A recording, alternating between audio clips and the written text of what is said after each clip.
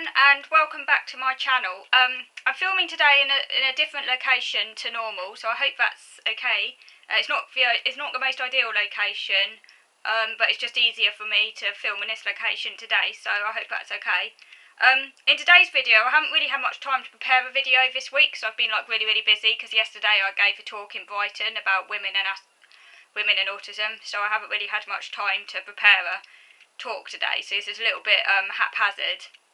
But I thought that I would talk to you a little bit about a book I read recently by a man called Luke Bearden, Dr Luke Bearden. I don't know if any of you have heard of him.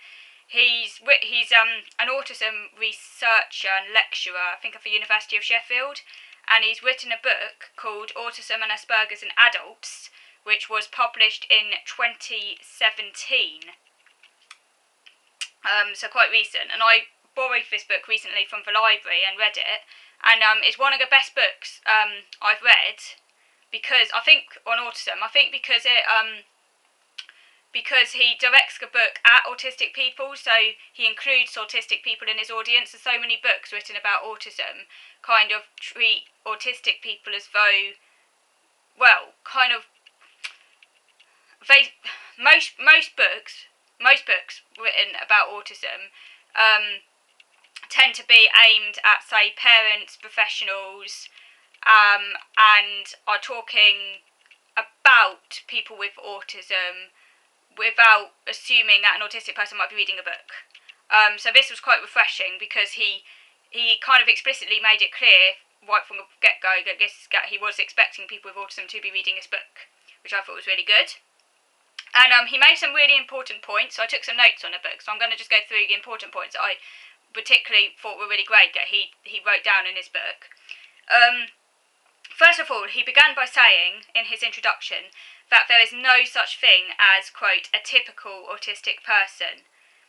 And I thought this was really good, because right from the very start, he made it very clear that the individuality of the autistic population, how we're all different. So there can be no, if you like, no generalising statement about all autistic people, because we're all different. So what might work for one autistic person does not necessarily work for another autistic person. So that was great that he mentioned this right from the very start.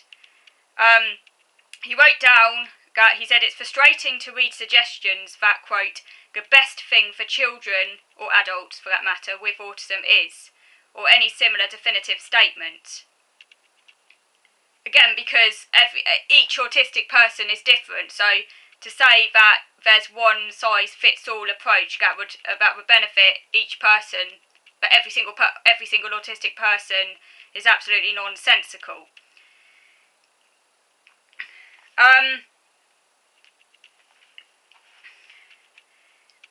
He also, I thought it was really very good. The other thing I liked about this book was that he also debunked the whole high-functioning, low-functioning divide, and the mild versus severe,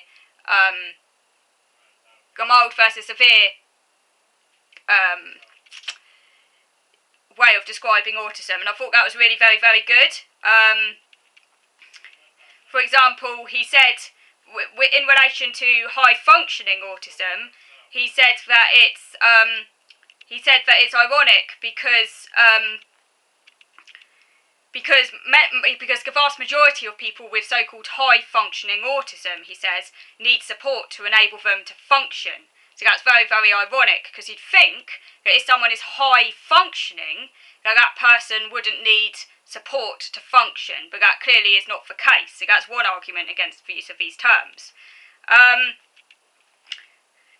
also thought it was quite interesting the way he described autism as a learning difficulty. He said we could just think of autism, he said, as a learning difficulty, which I thought was quite an interesting way of putting it, because he drew analogies between autism and, say, other sort of like learning difficulties. A learning difficulty is a specific difficulty in learning a particular thing. It's not the same thing as a learning disability, which affects the whole of a person's intellectual ability, because people with learning difficulties their general IQ can be quite high, average to above average often, but if they will struggle in a particular area, and that will vary for different people with different learning difficulties. Say in my case, that would obviously affect the learning of mathematical skills. So that is what would be called a specific learning difficulty, understanding maths. And another person might say struggle with reading and have different learning difficulties. So there's a whole array of different learning difficulties out there. So it's quite interesting that he suggests that autism could be seen as like a learning difficulty affecting social skills. In which case, a person with autism who just has autism on its own, which used to be called Asperger's before they got rid of the term, so autism without a coexisting learning disability, he says that autism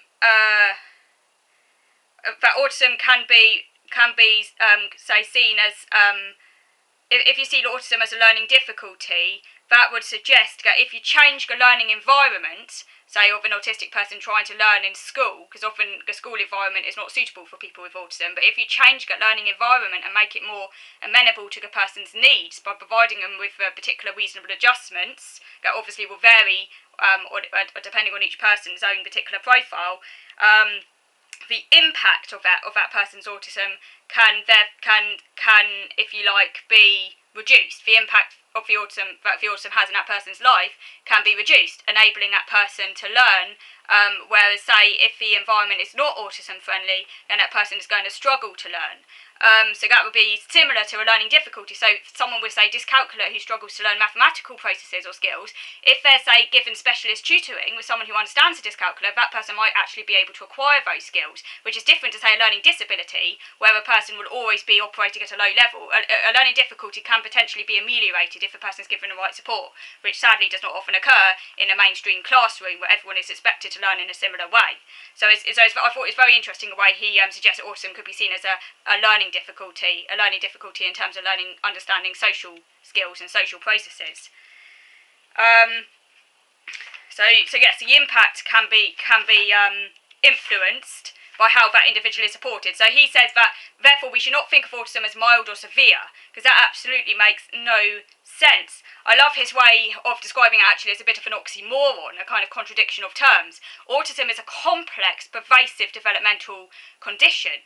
So how can a complex, pervasive developmental condition be thought of as mild?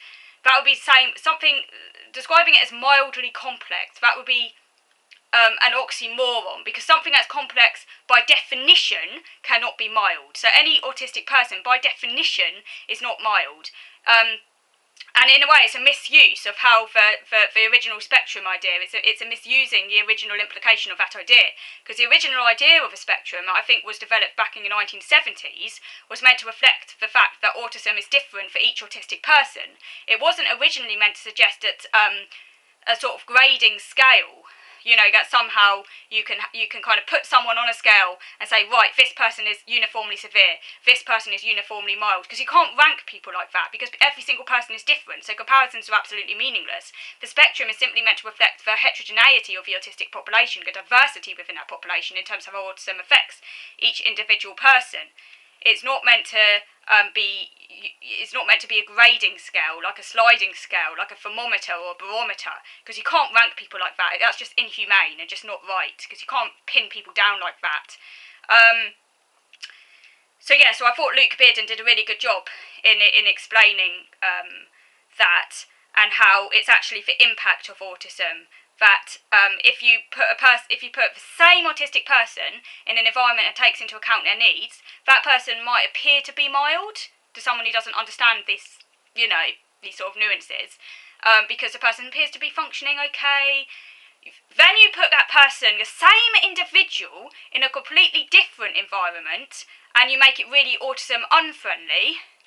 That same person might then be displaying really extreme behaviours and might look severe, but you're actually looking at the same person. So that just shows how meaningless this mild-severe thing is, and how the same person can be so-called high-functioning in one context and so-called low-functioning in another context. And so I thought he did a really good job in explaining that it's actually the impact. It's basically autism plus environment equals impact. that influences how a person presents, and that can vary across a lifespan. So pinning someone down on a scale and saying this person is uniformly high functioning, this person is uniformly low functioning, is absolutely meaningless and just can't be done. Each autistic person has different challenges, yes, different struggles, yes.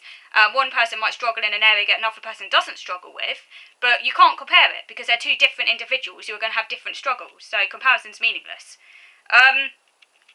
So as I say, autistic people might struggle to learn in a traditional learning environment, but if they're taught in a different manner, Luke Bearden says their level of difficulty in learning may decrease. So they'll be equally autistic, just like, say, a dyslexic or dyscalculic person will be equally dyslexic or dyscalculic, but the impact of that learning difficulty, or the impact of the autism, which could be thought of as a learning difficulty, will be reduced if that person's put in a different environment. They're not less autistic, it's just that they're being put in an environment that better takes into account their needs, and so it will appear as though they're functioning better, but they're no less autistic than they were originally, it's just the environment has changed.